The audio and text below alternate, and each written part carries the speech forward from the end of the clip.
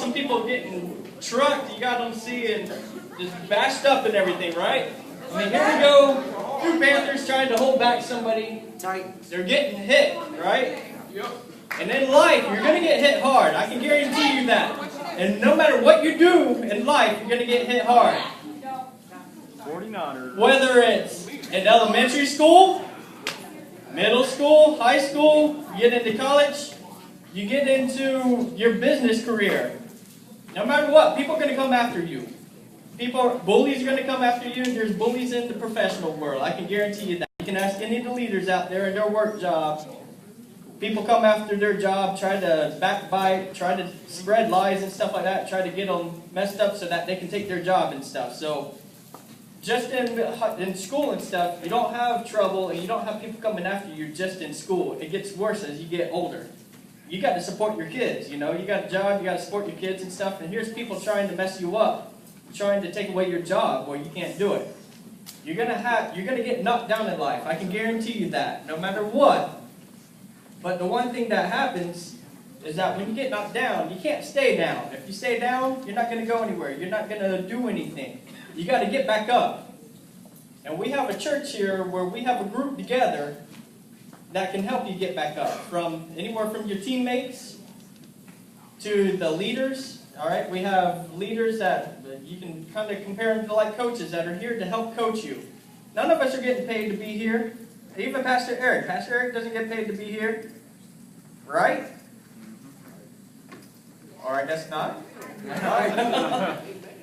So, I mean, as far as in that, we're here to help coach you, to help you in life. We've been through some of the hits, and you can say, oh man, nobody's been through that kind of stuff. But we have some leaders here that have been through some different stuff. We've got like Juan, he's been through some rough stuff. My wife, Belinda, I mean, as far as the girls, if you've been through some rough stuff, I can guarantee you she's been through as bad or worse.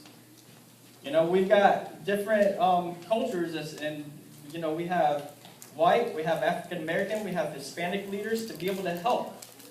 So, you know, we're not limited as far as in who can help you, and we have a team that we need to build this team. All right, we have a team that wants to get together. That when you get hit, to teach you how to get back up. How to go back again, and how to be successful in what you do. I mean, there's different ways to be able to do it. You saw those dudes, and you know, they're getting hit hard, you know. And there's other ways to be able to kind of get around stuff. Hey, Judah, play the second one.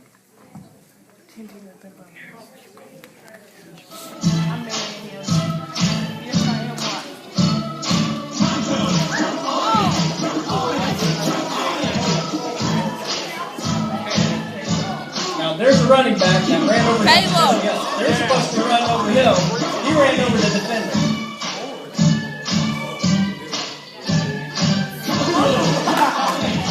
Them steps on him. Steps right over him.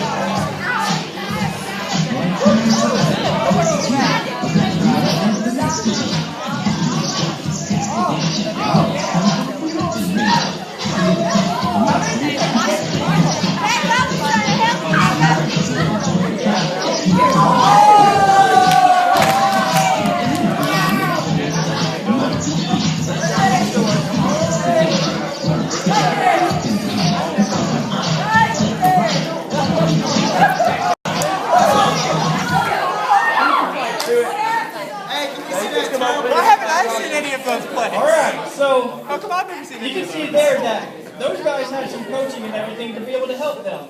They didn't just go get hit and get knocked down. You know, after watching plays, after watching other people how they do stuff, they learn how to be able to go about it. So usually the defenders are always tackling the offense. You know, the defenders are always coming up and hitting and trying to hurt the offense. You can see there that you can miss the hits going head on. And we're here to try to help you do that. We have, Hey, don't do that. in life with, as far as in getting hit, you have like King David. You know, you think of King David as being one of the greatest kings of all time. You know, we all hear about really great things. And if you remember that back whenever Saul was king, that King David went and killed Goliath. You remember that? Yeah. My All right. hand's shaking. What? And not long after he did that, they started singing King David's praises, right? Well, what happens? Saul gets upset about King David, about them singing praises about King David. So what does Saul do? He goes and puts basically a hit out on David. He wants to kill David because of him doing so good that, you know, they're singing praises about David. David was just trying to do his job, trying to do the best that he could. God called him, you know, so it wasn't all roses. It wasn't like David just went and became king like, whoa, and it was done, you know. David had to go run and hide in caves. He had to go to another country. He couldn't even live in his own country. And then after Saul died, then he came back and took over. But as far as in that, David didn't have you know, it wasn't all roses for David. He had to go through stuff. He got, you know, life's knocks. So you have John the Beloved, one of Jesus' closest disciples, right? Anybody know what happened to him before he wrote Revelation? He was sent to the. He Yeah. was sent to the island of. He was boiled in oil, thrown on a deserted island, See? and he wrote Revelation there after all that. So Revelation was written after somebody was dipped in oil and thrown out on a deserted island. You know, if it wasn't for him, though, keep going. You know, and most of us would be like, oh, mostly me, I can't take it anymore. I got dipped in oil, you know, that's it, life's done. Just take me now, God, I can't do it anymore. At least we had somebody like John the Beloved that stood up. He went and wrote Revelation so that we would have that book.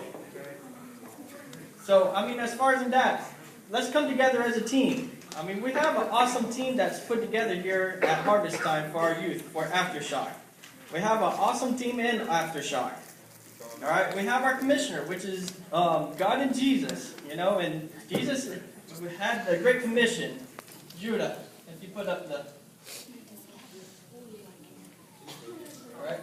And Jesus came and spoke unto them, saying, all power is given unto me in heaven and in earth. Go ye therefore, and teach all the nations, baptizing them in the name of the Father, and of the Son, and of the Holy Ghost, teaching them to observe all things whosoever I have commanded you, and lo, I am with you always, even unto the end of the world. Amen. So Jesus told us to go out and preach the word, to spread the gospel. That's our offense, all right?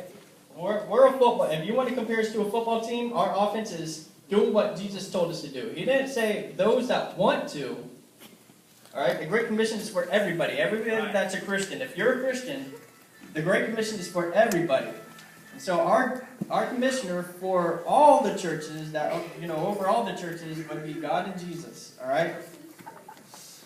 Kind of like our owner, you know, like Richardson owns the Panthers. Our owner would be like Pastor Tim and Lady J, you know, and they poured a lot of resources into us over here for us to be able to have lots of stuff, to be able to get kids in here, to be able to keep those that are here to be happy, you know. So, and there's a lot of changes that are coming here shortly. Pastor Tim wants to put a lot of stuff in here, all right? He has a lot of plans.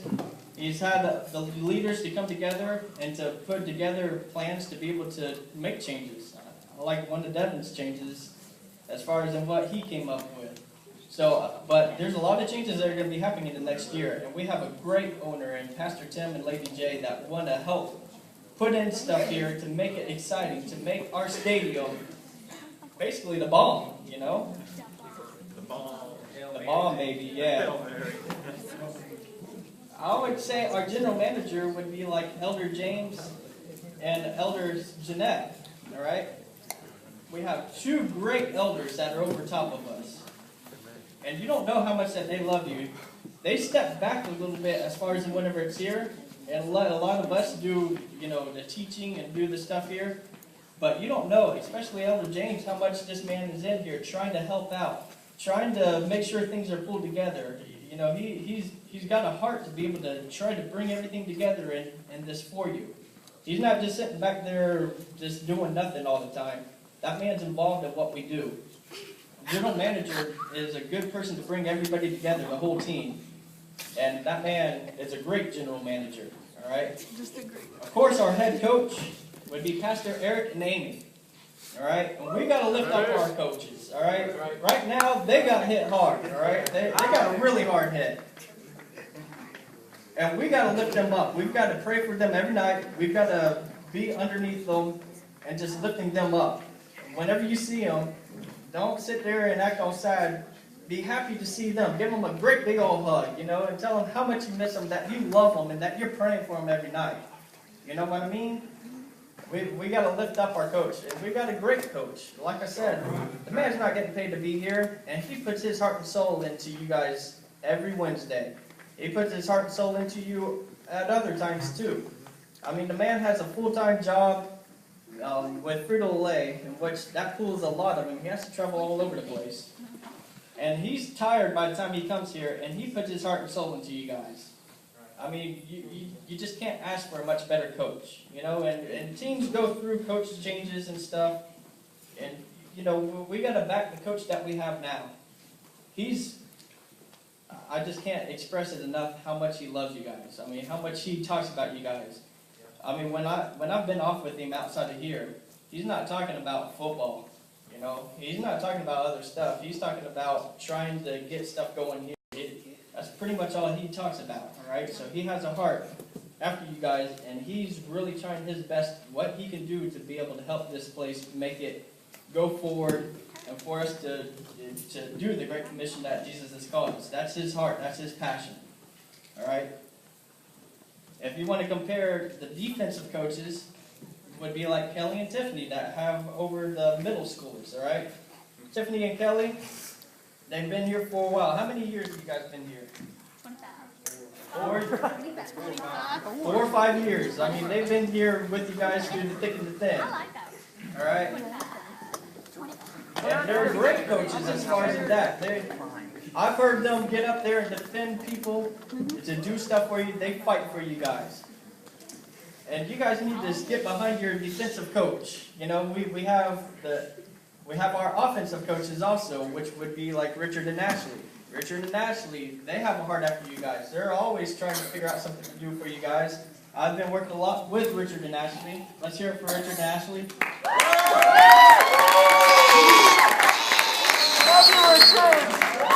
But both our defense and our offense. Those people are working hard for you to put together stuff so that you guys can come together as a group. From outings, it's not like